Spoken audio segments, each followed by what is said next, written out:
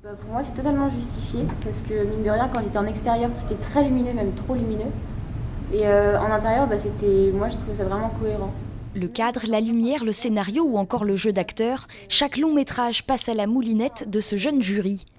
D'un côté de la table, ceux qui ont aimé le film, de l'autre, ceux qui ont été moins touchés.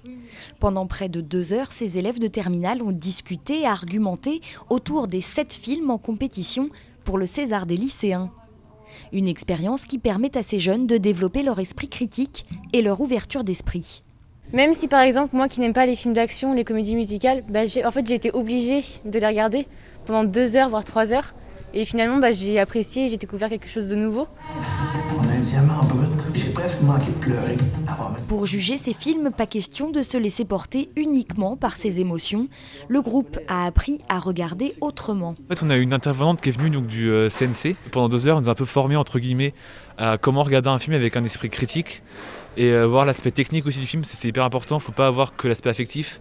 Et comme ça, on a pu analyser les films et apporter un vrai regard. Chacun défend ses coups de cœur. J'étais complètement immergé dans ce film, j'étais pris dans l'histoire. Si les illusions perdues, comédie humaine adaptée d'un roman de Balzac, ou l'événement tiré de l'histoire vraie de l'avortement clandestin de l'écrivaine Annie Ernaux divise les élèves, Onoda, 10 000 nuits dans la jungle, lui, n'a pas réussi à convaincre. Est-ce que la majorité prend la parole, la minorité défend le film ?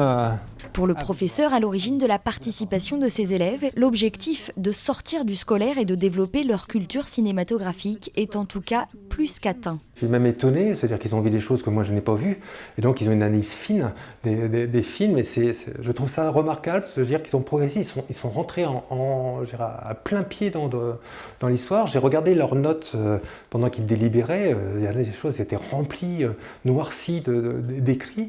C'est finalement Annette, la comédie musicale signée Léo Scarax, qui remporte les suffrages de ses lycéens. 2000 élèves sur le territoire français ont eux aussi voté et le lauréat sera annoncé lundi 28 février. Le César sera remis lors d'une rencontre débat à Paris le 7 mars prochain.